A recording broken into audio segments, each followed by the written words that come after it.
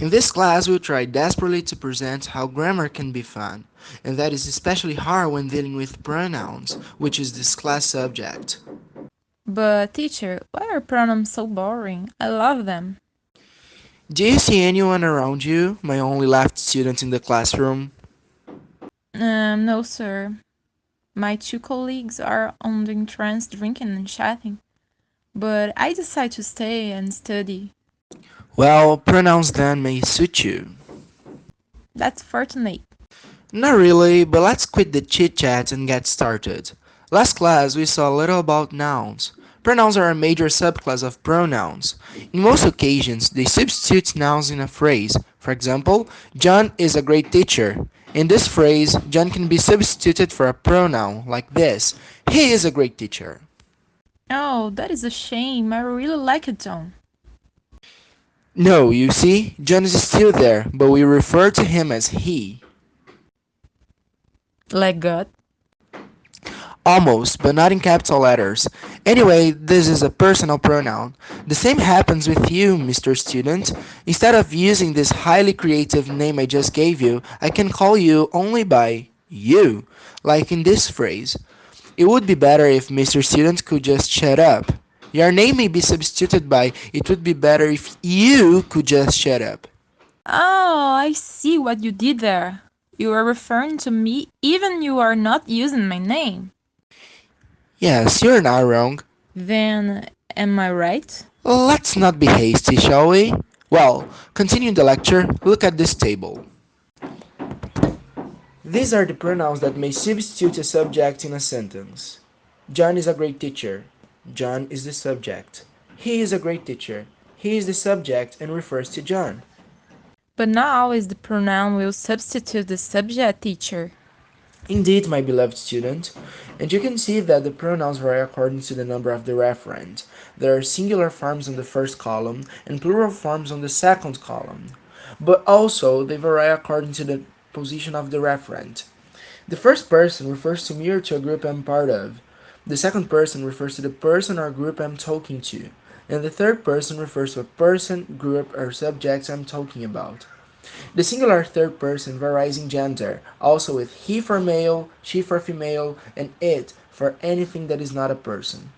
But in the plural, the third person has only one form: they. That's sweet, very organized. Well, there may be some confusion. As you can see, the second person have the same form for the singular and the plural forms. So, how will I differ if there are 1 or 1,000 people I am talking to? You infer it from context. It is easy because you are supposed to see the person you are talking to. That makes sense. Let's go forward.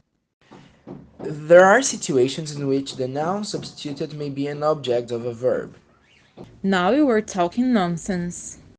Not at all. But to explain this to your minor intellect, I should use some examples. In John is a great teacher. John is the subject, so we may use he to substitute the noun. He is a great teacher. But in the students love Professor John, John is the subject of the verb love. Go on and try to substitute Professor John on this phrase. The students love him. This doesn't sound right. Because it is not. For the pronouns that substitute objects on a phrase, there is a different table of pronouns. Take a look. Oh, I see. The correct phrase should be the students love him instead of the students love he. Just like God once again. And I pray he hears you and be gentle with his humble students. These two classes of pronouns have specific names. The first one is the subjective case, because you substitute the subject with a pronoun. The second one is the objective case, for the substituted noun is an object. That was an awesome class, teacher. I think Tom will be really benevolent with us. He won't if you leave now. We have a few more pronouns to learn today. Possessive, reflexive, reciprocal, relative, demonstrative, interrogative, and indefinite pronouns. Whoa. I don't think I can manage this amount of knowledge at once. Well, Maybe you can't, but I must teach you anyway. So let's go to the possessive pronouns. Yay. The possessive pronouns indicate to who something belongs. But in English language, there are two ways to indicate them, with an adjective or with a pronoun.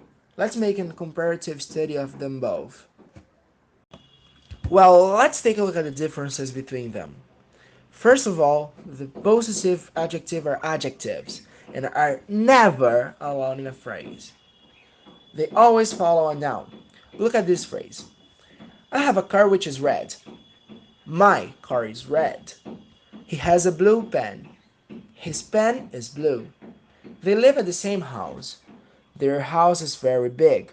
So you can see in these three phrases that after the adjective there will be a noun. Always. The pronouns will substitute the noun entirely. Let's use the same phrases and then add some possessive pronouns, shall we? My car is red. John's car is blue. John's car is blue. Mine is red. His pen is blue. Jenny's pen is red. His pen is blue. Hers is red. Oh, so the pronoun goes alone without the noun. It is substituting while the adjective always follows the noun. Yes, exactly. I know that it seems a lot at once, but with time and practice you will soon get along with it. Reflexive pronouns. Great! I love philosophy. I should have heard my father and studied law.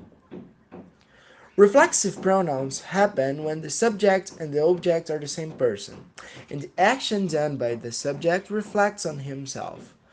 Basically, you get the possessive adjectives table and put a self or selvus at the end, with a few adjustments. Oh, pretty simple. So I use it whenever I want to do myself. Not in the classroom, please. What? Never mind. But just for sure, let's take a look at some examples. I am using a knife, but I'm very clumsy. I will cut myself that way. You can see that the subject in this phrase was I, and the object was also I. This is a reflexive action. Not very deep. I'll be glad if you understand it anyway. So, genius, show me what you can do with the reflexive pronouns. Let's try. I baked a cake, so I baked myself. No, good God. John, forgive his word for he doesn't know what he does. Look at the phrase. Who is the subject of the verb on the phrase I baked a cake? I? Yes, if you are reflecting the action to yourself, you will end up burning inside the oven. Oh, that would be unpleasant. Certainly, old chap, certainly. Well, try again. And now pay attention. The subject will do the action over himself. What you want to say is that you baked the cake by yourself. You have to put a by on front to indicate that. Okay, so I baked a cake by myself? Yes, there it is. This way you are highlighting the fact you baked the cake. You can also do it that way. I baked a cake by myself, or I myself baked a cake. Great! The reciprocal pronouns work similarly, but when there are two or more subjects and their actions have one another as subjects. The two main reciprocal pronouns are each other and one another. Oh, so it's like when they loved one another. Such a romantic pronoun. Yes, but it may be the brother despised each other also, or killed or tortured. You are so gloomy, teacher. Yes, I am. But do not dismay, young one, for the grammar is dark and full of errors, and the relatives are coming. Your relatives, sir. Yes, the most tricky, mischievous little things that will cause you nightmares. Oh, sir, I'm certain they are not that bad. Well, they are the pronouns that introduces the relative clauses. Relative clauses. They are like brothers or cousins, sir? No, they are not. This is the name given to them because they relate to the word they modify. Take a look at the example. This is the Little Red Riding Hood. Her hood is red. It is very beautiful. Her hood, which is red, is very beautiful. The which substitutes its antecedent noun, hood. In other words, the relative pronouns refers to the antecedent noun of the phrase, and they vary according to what they substitute. It inserts a new phrase determining the noun. Oh, it's not that scary. Pretty easy, in fact. No, it's not. There are 9 relative pronouns, each one with a specific kind of noun. Let's take a look.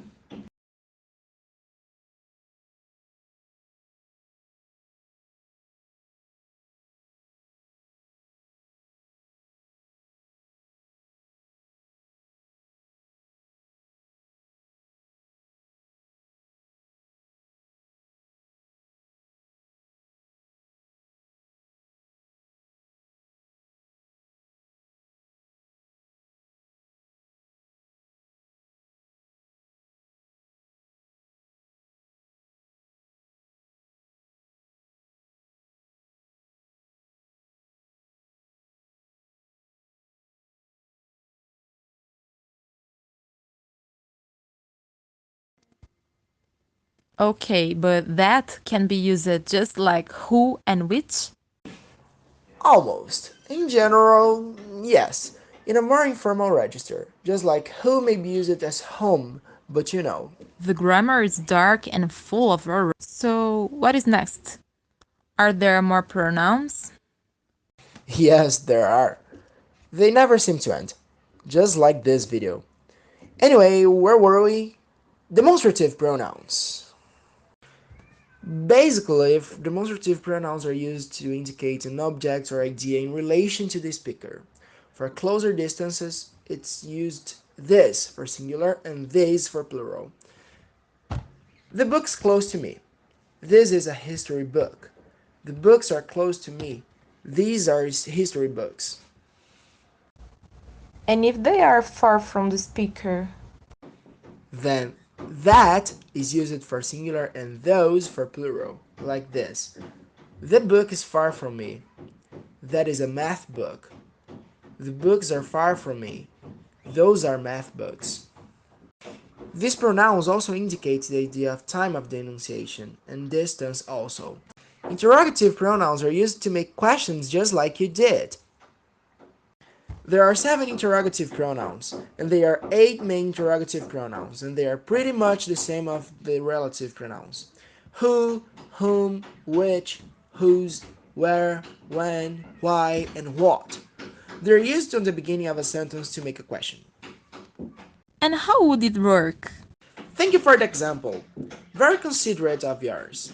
Now let's take a look on how they work.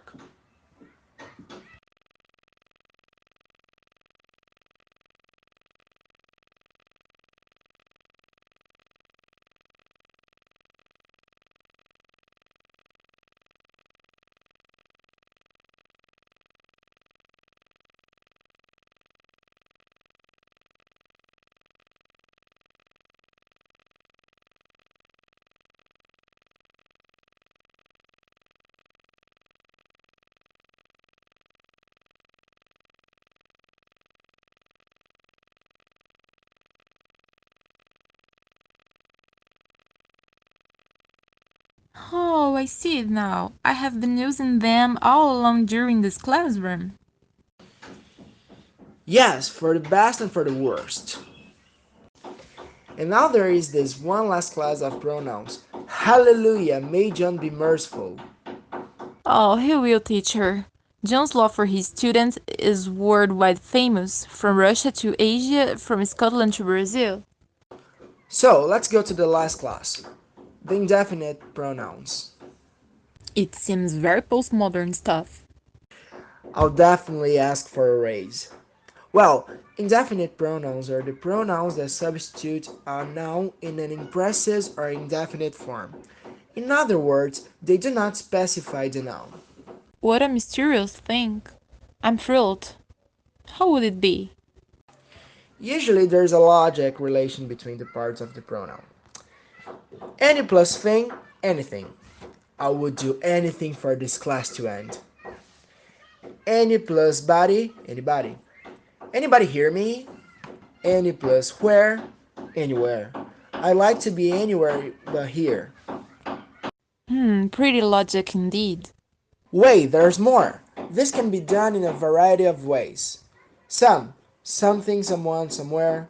Any, anything, anyone, anywhere. No, nothing, no one, nowhere. Every, everything, everyone, everywhere. Well, there's a pretty long list of indefinite pronouns that are not formed like that. One, all, much, many, little, few, each, such, other, either, both, enough, but they work the way we have seen, substituting a noun that you don't know specifically what it is. You only have the idea. A place, a person, an object. Oh, I see now. Like in nobody wants to hang out with me because I love grammar. A very specific example you got there, and it's correct in every sense. I'm so lonely. So do I, son. So do I. But it's time to end this class, finally. Hope John don't be harsh on us. Bye.